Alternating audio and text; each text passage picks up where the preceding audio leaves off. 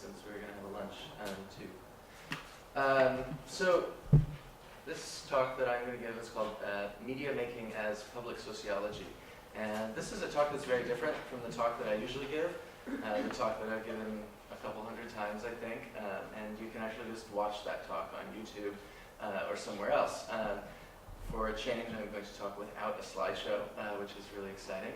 And it's also just really exciting to be here at Berkeley at my alma mater and talking about global lives from an intellectual perspective as opposed to from an administrative, bureaucratic, project management, logistics, audio-visual, problem troubleshooting perspective, which is usually what global lives is for me, sadly.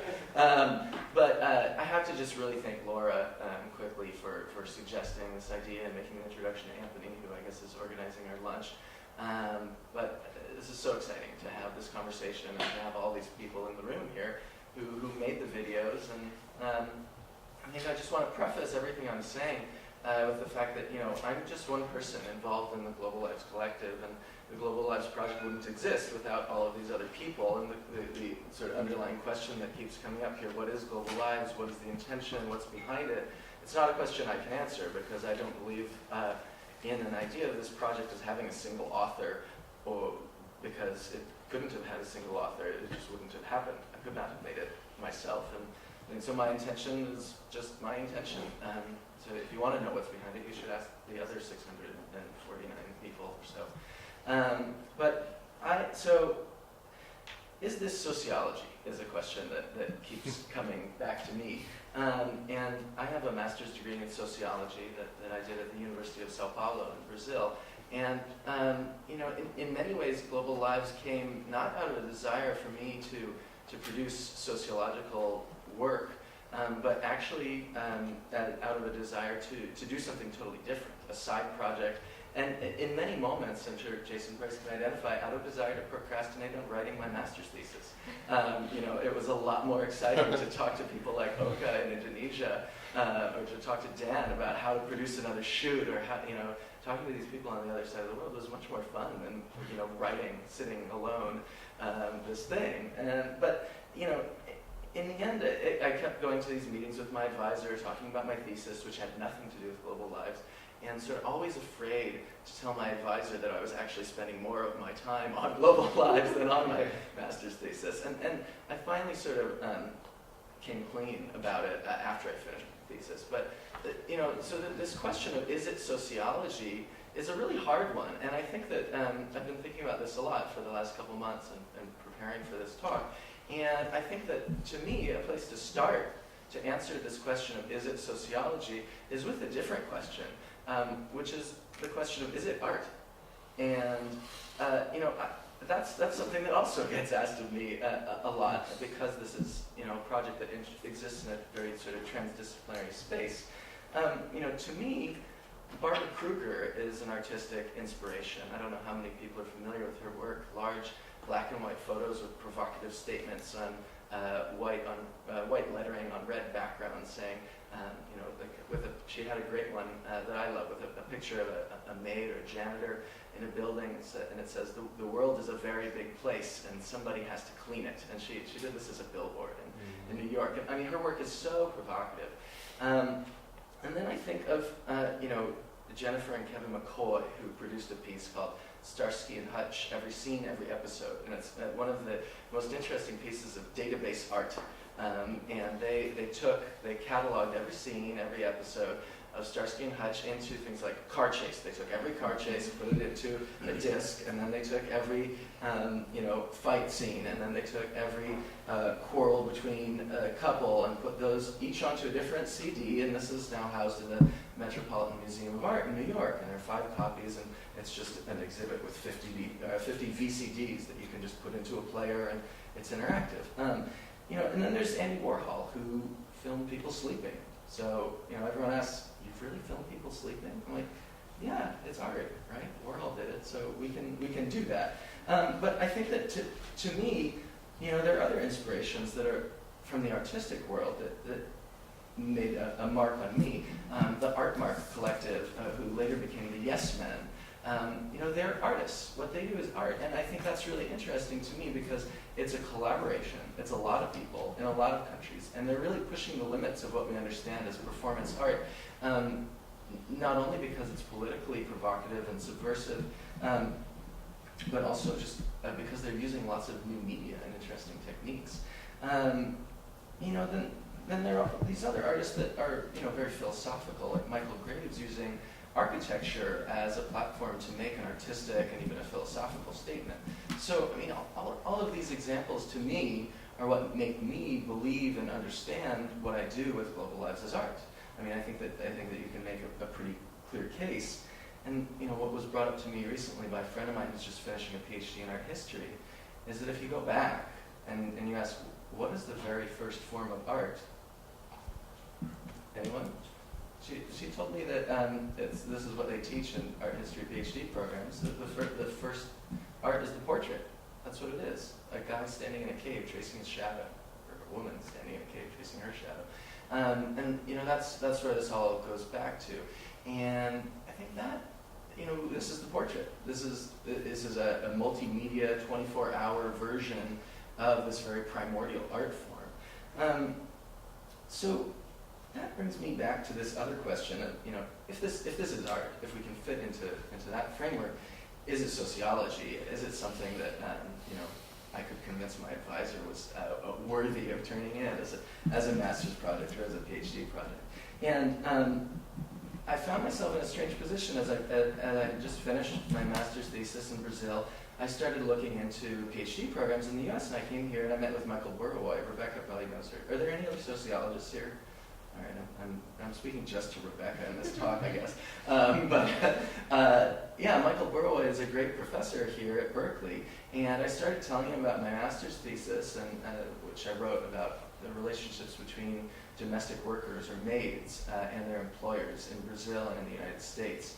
And now I just found out last week that that's coming out as a book in Brazil, which is really exciting for me because I kept having this experience like the one I had with Michael Burawoy, where I told him about that, and then I said, and I do this video thing, and it's called Global Lives, and I gave him a DVD, and he was so excited about Global Lives. I'm sure he forgot what my master's thesis was about, but we keep emailing, and he's always excited about that, and he said, wow, this is like a new form of public sociology. And I think that ultimately in this talk you could, the anthropologists will kick me for saying this, but anthropology and sociology are kind of interchangeable in the way I think about this. We're really talking about social science. We're talking about from a very non-scientific, non-objectivist perspective. But Michael Burawoy is really known for his work in bringing ethnography as a methodology into the field of sociology. The extended case method is a tool that he's pioneered in going out into a community as a sociologist, observing what's taking place, observing the political processes at the micro and macro level, and thinking about that as a platform to provoke real, important, public, meaningful discussions that have political implications. And so, this to me begs the question, and Michael answered it. He said, yeah, video is great. And if you want to come here and do a PhD, you should use video. It sounds good. But he's one of the few sociologists out there that, and other sociologists who I spoke to, professors at Harvard, professors at other universities, said, yeah, if you want to make video, you should keep making video. If you want to do a PhD in sociology, you should just get shut, except that you're not going to make any video for the next 6 to 8 years, and then maybe you can do more later. So this is a real interesting issue for me, and Anna brought up the question of, or the topic of visual anthropology. And I think it's fascinating that both the fields of sociology and anthropology have subdisciplines of visual sociology and visual anthropology and public sociology and public anthropology. So it's sort of in that way that I'm interested in framing what we're doing here, and that I understand what I'm doing with Global Lives as a social science or as a sociological or anthropological project. And then this really begs the question of medium, and why select a certain medium for asking certain types of questions, or for proposing certain types of answers to those questions. I have a day job. The Global Lives Project doesn't pay my rent. I work at a think tank in Palo Alto called the Institute for the Future, and it's a wonderful place to be, and it allows me to take a break from using my administrative, bureaucratic, fundraising side of my brain for Global Lives and actually do research, which I like. And one of my biggest research projects that I did there was about the future of video. And that was something that I did last year, and it gave me a lot of time to think about what is video? What is this medium? What is a medium? And I spent a lot of time thinking about the idea of literacy, and video as media literacy is a new form of literacy. That's and right. Video literacy, the ability to not only read video, but to write, or to produce video, to execute video as a form of literacy. And if you take that to the academic level, video presents a lot of problems. How do you footnote in a video? Where's the index in your video? Are there page numbers in your video? Do you cite the exact second of the video? Who's the speaker in a video? If who is the author? And I think that this just there's an obvious answer to these questions, which is that video, like text, like the written word, has genres. There are many different types of video that one can produce. You can produce fiction film, which perhaps is an analog to literature. You can produce documentary, which perhaps might be an analog to investigative journalism or something close to that.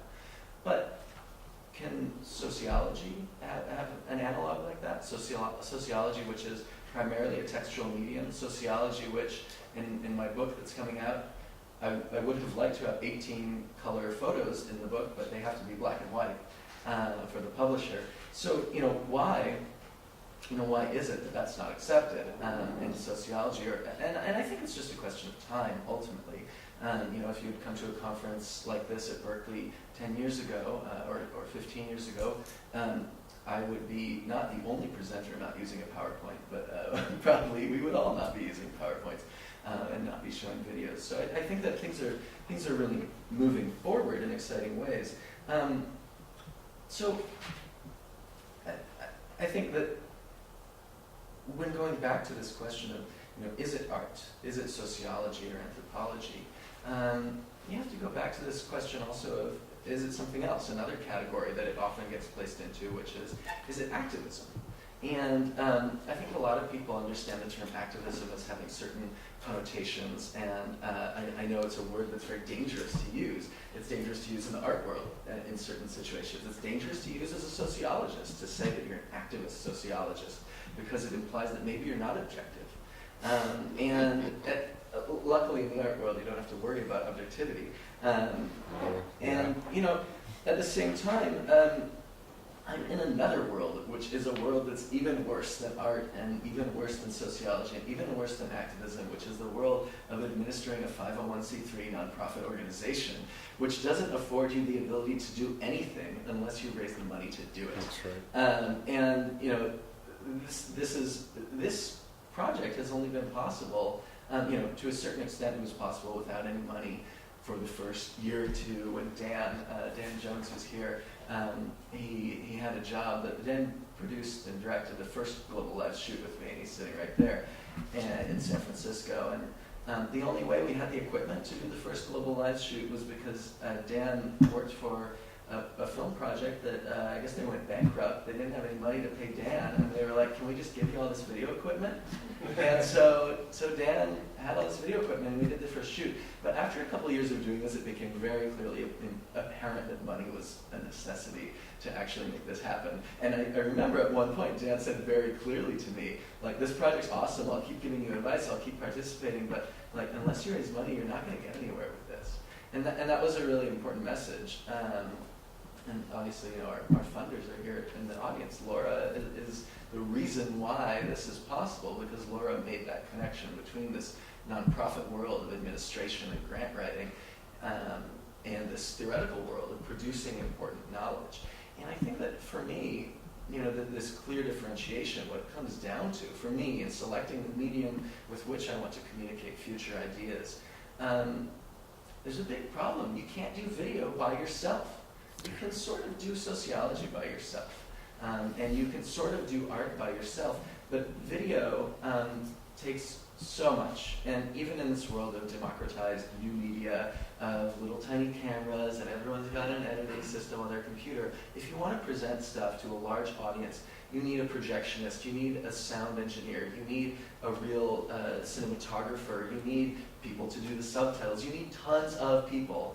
And sociology and sort of these academic disciplines structurally disincentivize, if you will, that type of collaborative production that requires both large amounts of funding, large amounts of collaboration, and end up with a final product that has multiple authors. Because in the academy, you sort of build your own castle, and if there are lots of authors on your paper, you can't even turn it into your writing sample in your PhD application.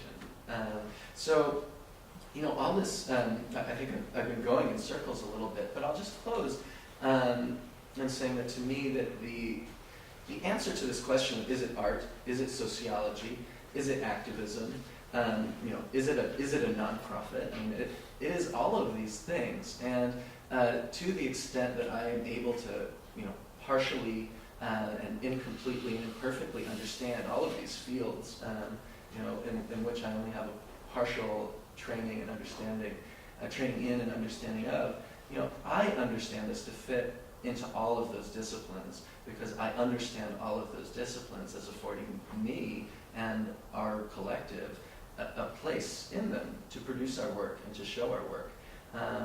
And I think it's really amazing and exciting that in this one weekend where we showed for the first time ever publicly these 10 videos from 10 countries all around the world, we're also sitting here in a room at UC Berkeley with a curator, with an art professor with tenure, with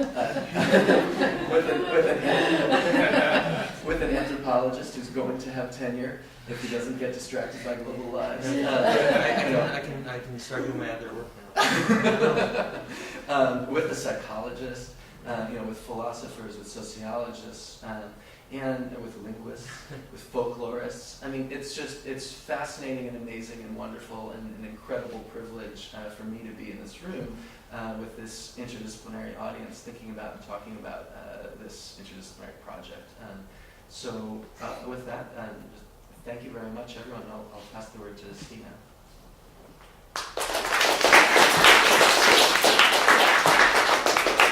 So this is not working through this one.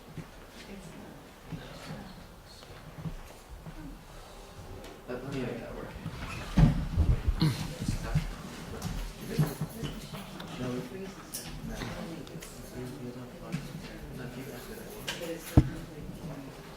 To the question of does art, is it art? Okay. Oh, we got the. Oh, you got it. Good. Okay, good. So can Stina speak? Can she speak? Hold on 1 second. Okay, to the question of is it art, I wonder though, I mean, in thinking about your presentations in terms of